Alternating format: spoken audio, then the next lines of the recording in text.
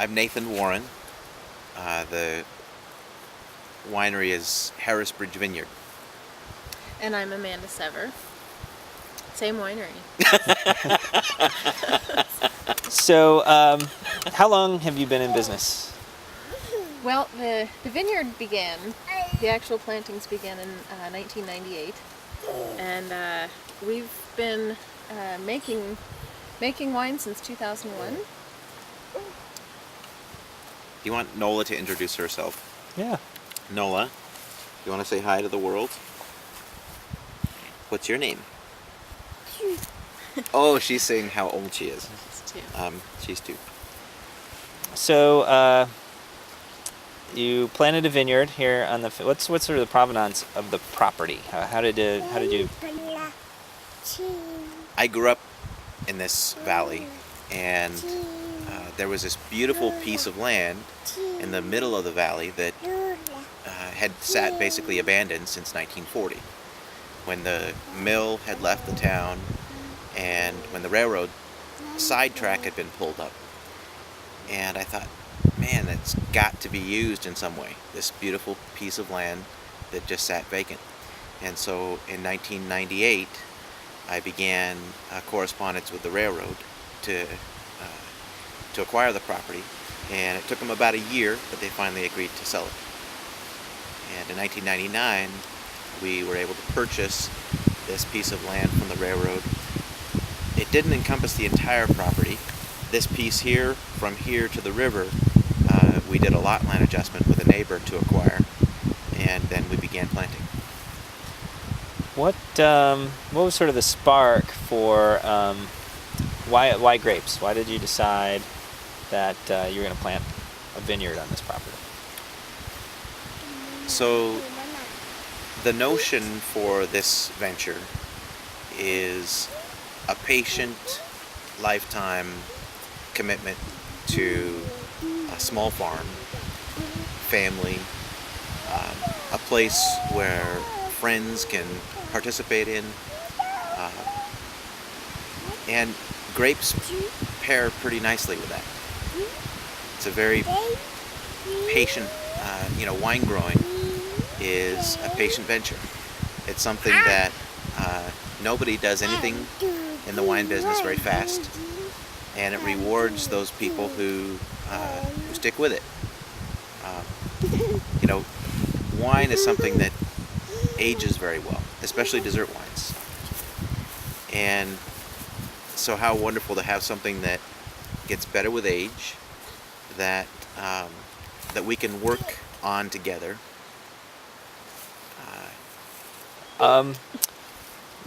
So dessert wines, and we can come around back to it too, as well. So dessert wines, why don't you talk about why you're focusing on dessert wines? You want to talk about that? Sure. Well, the style itself kind of captured our interest because they are so in nature, so pronounced, so big, so. Dessert wines are a good pairing for. Keep going. This is just a pause. She's got it. Give me a second. Okay. No, that the style of dessert wines did kind of reel us in because we loved the intensity. The style that we make with the freezing of the grapes allows us to capture concentrate of the juice. So you have very rich, concentrated flavors and aromas. And also as a small business venture, small farm, that having that little niche has really worked out well for us, kind of specializing in something that not very many wineries are doing around here. And the particular way that we do ice wine style dessert wines works well with this property. We have a very cool site, probably one of the coolest in Oregon, actually. And what that means for us is that we have nice, high, bright acidity late into the growing season.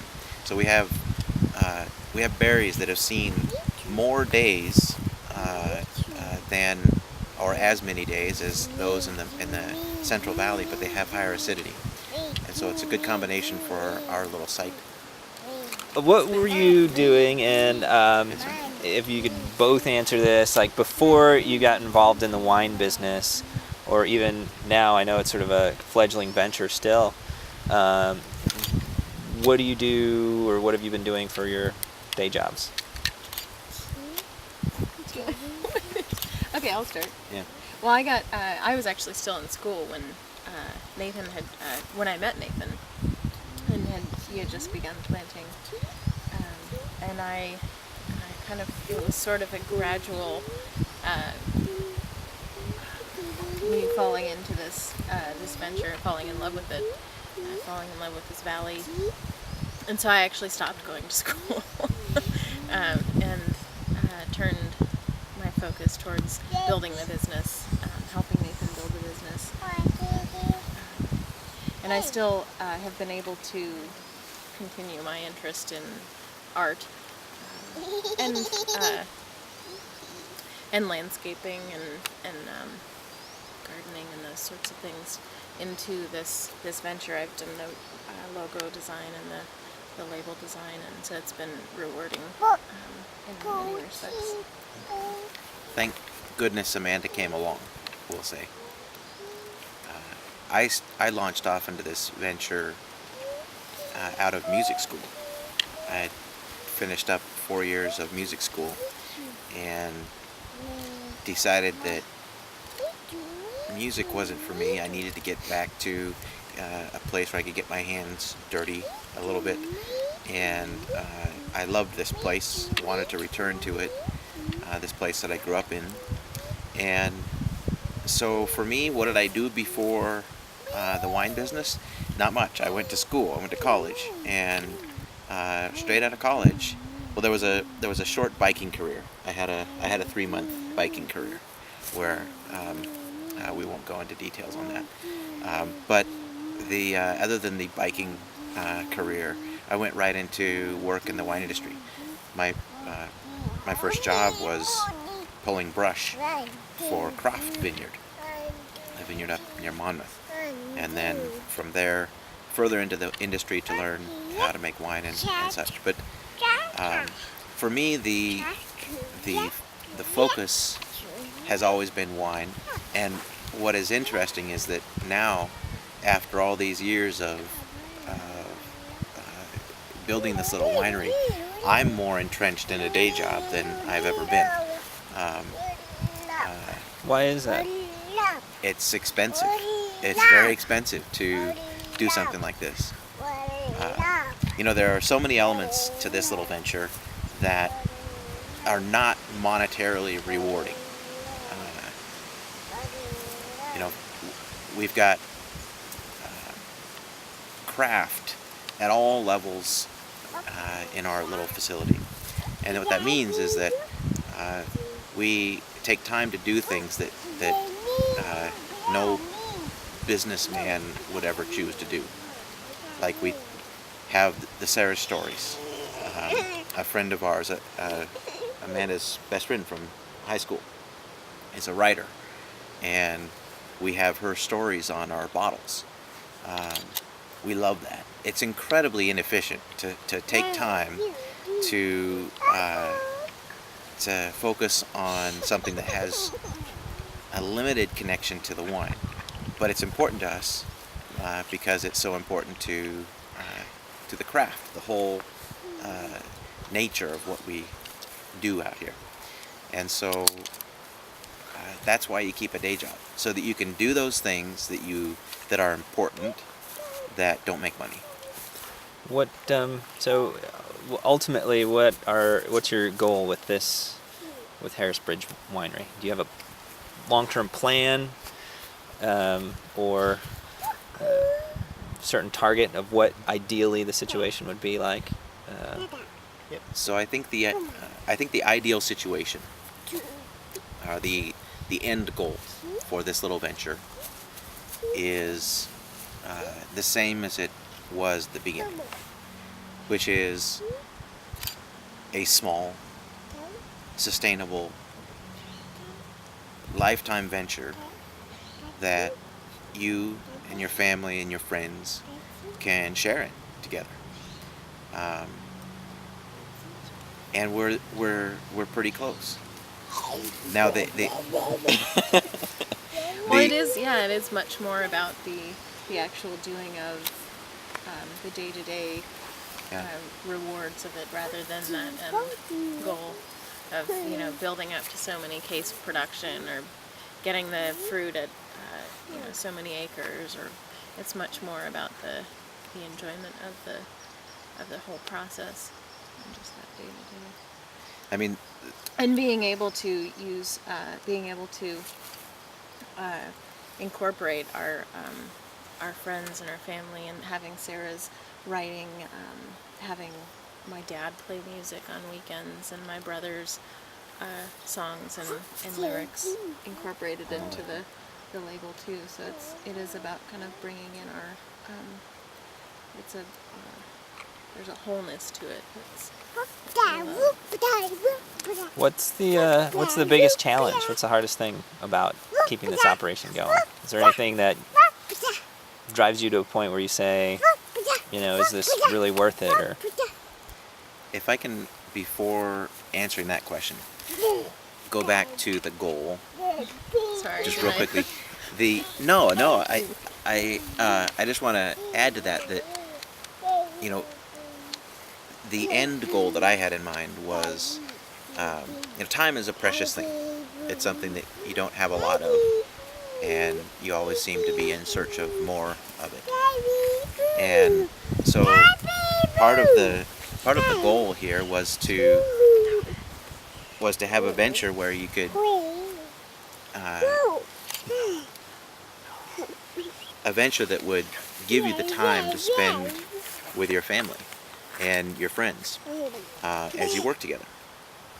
And I keep the day job, but Amanda and Nola get to be out here, and soon Sarah. Actually today, Sarah is driving from Laramie, Wyoming.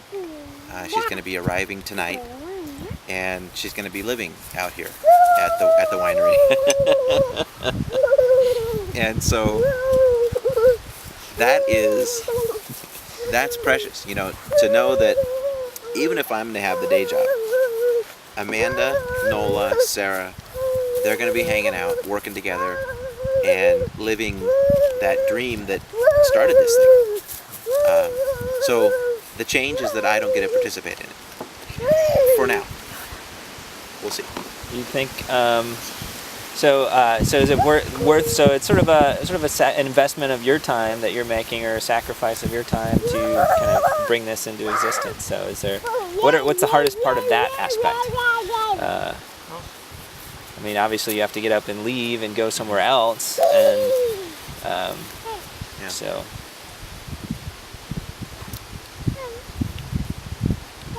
I don't know. The hardest part of a venture like this is knowing that, for me, it's knowing that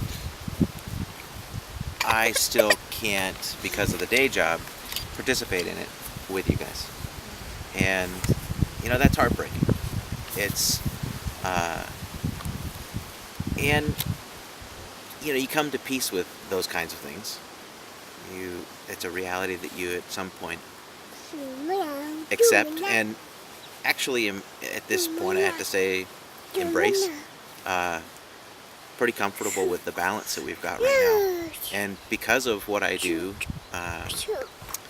the work that I do, we get to make choices that a lot of wineries don't get to make. We have freedoms that a lot of wineries don't have because of that. But no doubt it's challenging. You get up at 5 a.m. to take care of business during the day, and then by 10 p.m. you get to go to bed with your family to do it all over again the next day.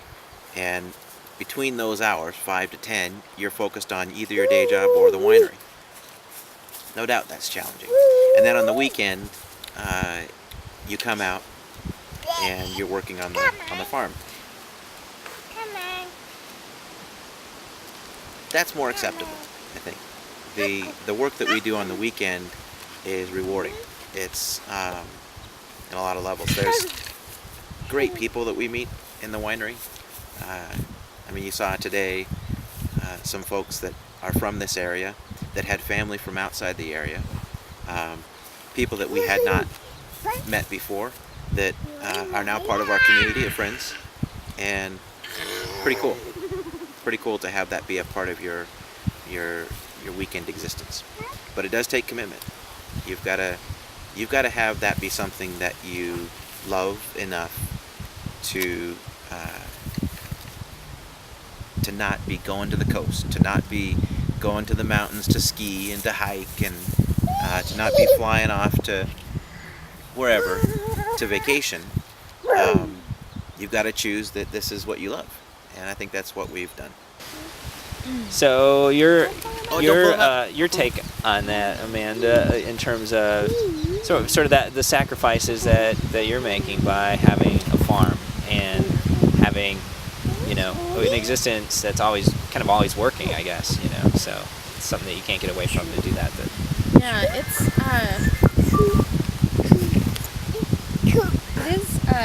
interesting to think about it in those terms, because it is more of a you know, we have come to terms with this existence in a lot of ways, and it doesn't really come up that much, but you know, things like being able to take off for a vacation, or being able to be like, you know, on the spur of the moment, go say, hey, I want to go to the coast today or something because it's a nice day, and you can't because you have to come out to the farm and work, but it hasn't turned out to be, you know, a detriment or a real big sacrifice, because it is so enjoyable, because we love being out here. So you could definitely look at it as a sacrifice, but it hasn't proved to be much of one. I mean, it's, there's a lot of work involved, but it's rewarding work. There's a lot of I don't know. I think actually I think that it does, challenges do come up in not having Nathan right by my side, and as we over the years, I've kind of gotten more used to doing a lot of the work on my own, and kind of gotten used to not, you know, asking his opinion on some of the stuff out here, and just been much more confident in my decision making for the farm, because it was kind of a transition to where it was Nathan's venture, and I was kind of tagging along and getting interested, and now it's transitioned into me being the full-time winery owner, and but it's been a gradual transition, and so I think it's worked out well that way. But I think that if there were to be like a challenge, not having him be a complete part of the venture is a downside. I can say that's one of the things that has been incredible, is to watch Amanda transition. Like she does everything now. You do everything from the vineyard management to the winemaking to our taxes. I mean, it's, you know, and Amanda started not knowing. I mean, it's that's one thing that has made this venture for work for the both of us, is to have Amanda take it on like she has. did you to change course a little bit? So obviously you have a strong emotional attachment to the vineyard and wine, and that sort of thing.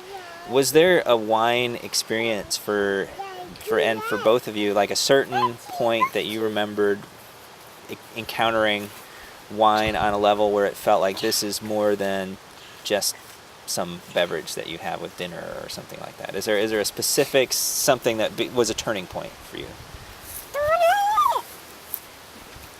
You got a little story. Which one is that? From college. Or is that just like the first wine that you ever drank?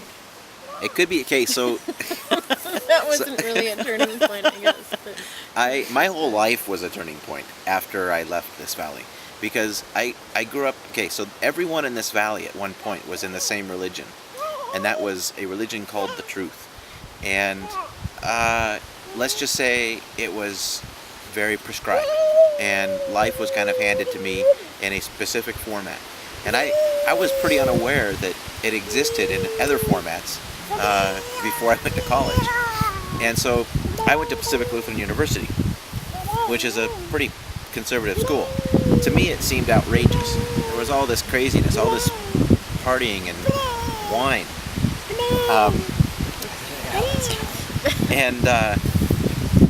And so for me, the whole I'd never had wine before. It was kind of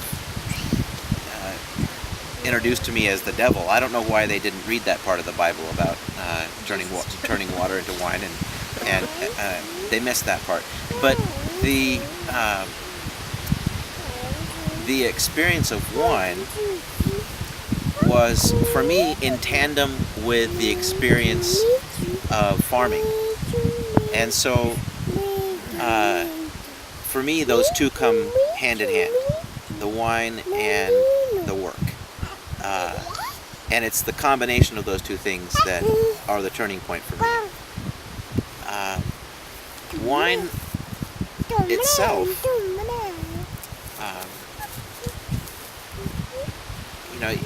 I think that you could say that the turning point is the realization that wine is not the devil, first.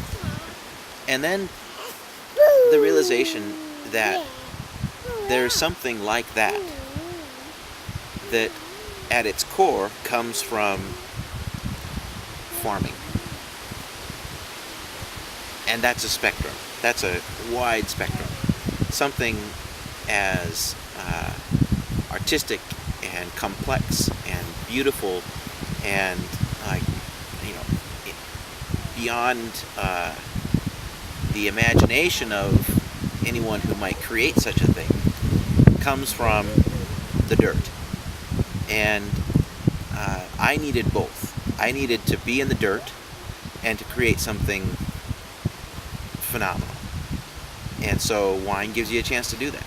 Gives you a chance to play in the dirt, and from that make something that is inspiring. So, what do you think? I don't think I can follow it. Just to make sure I don't lose anything. Was there a certain moment, or is there a bottle of wine or a wine experience or anything that you recall in your experience? Are you? I didn't grow up in a wine drinking family. I was a beer drinking family. And so getting to know Nathan really brought me into drinking wine, and I think that for me the experience of drinking wine came pretty naturally from growing up appreciating good food and appreciating the subtleties of fresh picked blackberries, or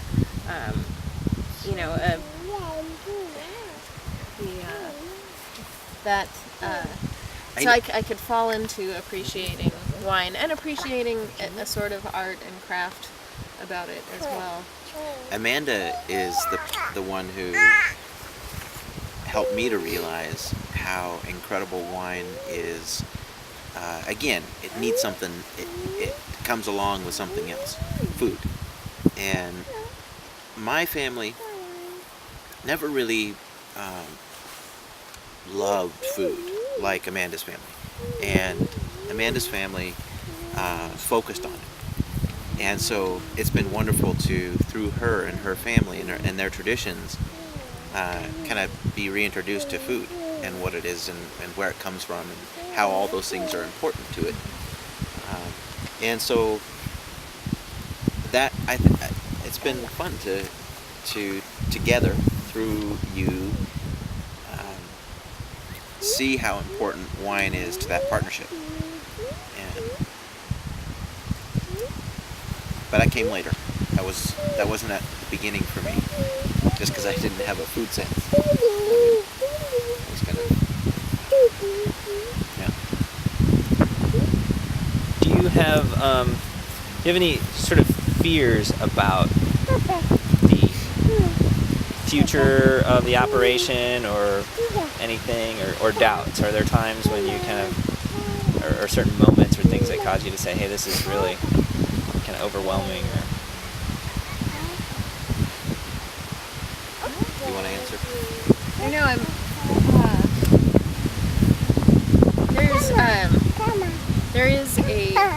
think there's always a big question mark when you're investing in a product that you then have to sell, and wondering how many people are going to come out to the tasting room each weekend and how much wine they are going to buy, and so there's that kind of underlying I wouldn't say maybe fear, but just you kind of always have to be on your toes about making the revenue come through. Yeah, it's a balance. We are a tightrope walk. Yeah, rather than getting paid an hourly rate. You're gonna, if you work, you're gonna get paid. This is totally different. You can put everything you've got into something and then not get anything in return for it. So that's a pretty big risk. yeah, It's a big risk. So fears? fears. What are or doubts? What, or worries about this whole thing? So we are now at a place where we've got good balance. A lot of the fears that we had early on when I did the blindfolded backwards jump into the deep end of the pool of life and started this venture, really not knowing what it all would entail. I think now it's good that Nola climbed up here, because I think she really is the source of the only fear I have about this venture, which is, am I, in all that I dedicate and that we dedicate to this venture, are we looking past Nola, our baby girl, in any way? And, are we missing something because we are so focused on our venture? I think to this point I've got a pretty solid answer on that, and it's no. That this, because of what it provides and the time that Amanda gets to spend with Nola, offers Nola and ourselves more than it takes from us. But that's something you got to keep a close eye on, because above all this is your family, and you don't ever want, I don't think, a passion to blind you so much that it undermines your family. So that would be the only fear I think that I have. There's also there is that artist fear that is with any craft or art form. You wonder about how people respond to what you produce, and we've been so fortunate to have the support that we have. But you still think about that. You still wonder, I think this is phenomenal, but will they? And so far they have. So. What about Oregon wine and wineries, in your experience, makes it different or special? What is it about this area that's just different from other areas that you know about?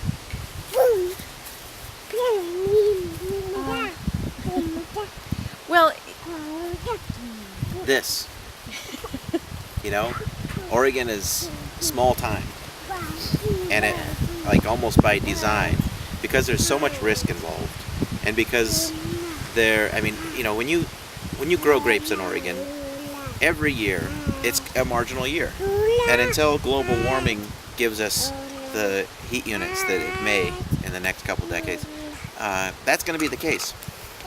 And so it's a big risk in Oregon.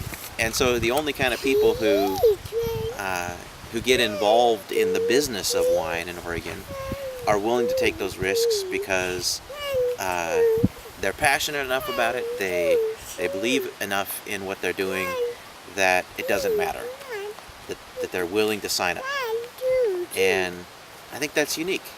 I mean, risk is everywhere, but it's not nearly as much in California or Eastern Washington as it is in Oregon. And so it's a particular kind of person that signs up for that. And it tends to be a lot of people like us, small-time folks who are willing to do other things to launch their venture. It tends to be a lot of crafts people, artists, small families, not business people first, at least not business people first. And that's, I think, something unique about Oregon. You want to talk about that? No, I'm like, when she's around, I lose like 3/4 of my brain function. It's like, I don't even get this. Is there? So what's your favorite wine? Do each of you have a favorite wine, either yours or somebody else's, or a wine that just blows you away? Not including Subak Chuck, obviously. Not include, okay, yeah. Yeah, it could be included. That's not good for the Can we include our own wine in that? Sure, absolutely. If there's something that you have that's your favorite, even of yours, or Oh. Go ahead. Chestnut Hill. Yeah, well, it is interesting because we do have, and I don't know how often you get this in couples that end up making wine together, but we do have really similar palates, which is good for us in our winemaking. But yeah, one of our favorites is the Lemelson 2003 Chestnut Hill. Oh goodness, I just hit the microphone there. Sorry, Nola did. The Pinot Noirs that Oregon is that we get in Oregon are some of my favorite wines. They are. And this particular one that she's talking about, the 2003 Chestnut Hill from Lemelson, we don't know Eric Lemelson. We should after that wine. It was game changing for us. Like unbelievably soft. A style that there's a local purveyor of wine that was not so into that wine. So it's wine is one of those things that you can really love, someone else can not so much, and that's okay. But this particular wine, a little softer, a little higher pH, a little velvety, just wrapped itself around your palate. Beautiful, beautiful Pinot Noir from Lemelson. And then from ours, I think right up there with that wine is the 2002 Story Reserve, our Pinot Gris. That wine for us was kind of the realization about how phenomenal and unexplainable wine can be, because it from a grape you made this like liqueur that blew your mind. So if that wine were a person, describe that person. If that wine were a person, the 2002? Yeah. Would it be Barbara Streisand or no? I'm just joking. That's fair. That's fair. I don't know. It would be more like oh, this is fun. Oh, there's pretension in that wine, so it got to be pretentious. No, just big and beautiful. Got to be big and beautiful. If they're I'm now like searching the list of celebrities that we could all. It is definitely a celebrity. See, that's the thing. It is. Maybe it's Alma. Yeah. Sweetie. Well, you mean your Alma? My Alma. Okay. So Alma is not a celebrity. Describe But- Alma though. Okay, so Alma is kind of an adopted grandma figure. But she's a beautiful person, and she's part of the inspiration here too for us getting going. But Yeah, she is. She's very intense, and she's very intense. Oh wow, watch out for Alma in some situations. She's like 80 now, is it? Yeah, well, 80-something? no, 86, 86? 7. Yeah. But she's real strong-willed and Very strong-willed. She yeah, she has she a lot of big- spice. She went when Nathan started planting the vineyard. She had him plant a little, She had me couple, plant some couple vines up rows there. up at her house so that she could kind of learn it along with him. And Yeah, yeah, it was really cute. she's a magical person for me, and an inspiration. Yeah, hey, I think we landed on something. I didn't think of that at first because I was thinking more celebrity with the but I know, it's but like Alma, Scarlett Johansson. yeah, Alma works, and especially Alma's got these cheekbones that are like out to here, and when she smiles, it's like, I don't know, it's like real it's a rosy force, cheeks. you know, it's a force you confront when Alma smiles, and pretty amazing person. Her hugs, actually, the first Her time hugs. she hugged me, it kind Yeah. of scared me. Yeah, she can kind of squeeze life out of you and into you at the same time when she hugs you. So, yeah, good. I'm glad we landed on Alma. I think that's a good comparison for that 2002 vintage. So let's do one last question. Okay. So somebody who is just starting out, if you have any advice for somebody looking at doing this, somebody who stands in a vineyard or looks at a piece of property and gets this idea in their head or whatnot, what would you say to them? What's your advice? My advice,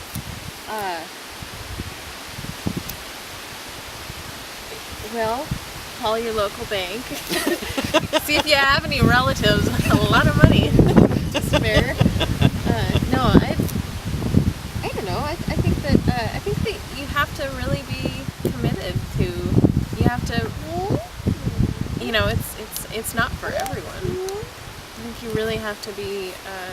And like you say, I think a lot of people that are in it are really passionate about it, and I think it's got to be that way, because otherwise, there's so much that it does take from you that if it's not rewarding you in return, it would really suck you dry, I think. I think it's a till death do you part kind of venture, and you gotta commit to it for life, I think, or else you will be disappointed, because it doesn't reward you as quickly as most other business-like ventures that are out there. But if you're in it for the long haul, then don't look away from that passion, I'd say.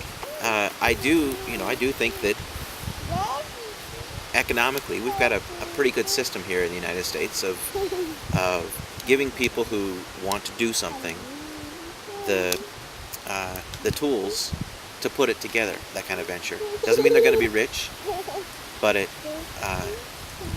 they have a really good shot of accomplishing what the core of what they set out to do. So just be ready for the long.